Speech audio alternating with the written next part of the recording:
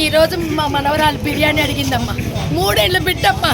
మా ఆయన్ని డ్యూటీ నుంచి రమ్మని చెప్పన్నా తెచ్చినాడమ్మా.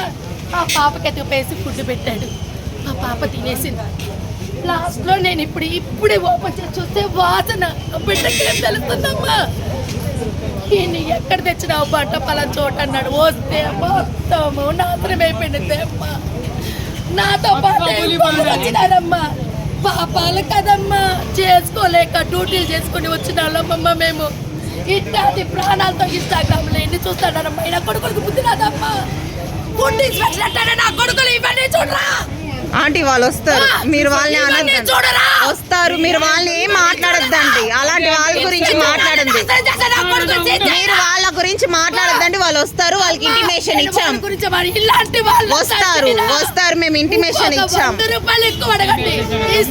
నేను ఇంటిమేషన్ ఇచ్చాను. వస్తున్నారు ఇంటిమేషన్ ఇచ్చాము.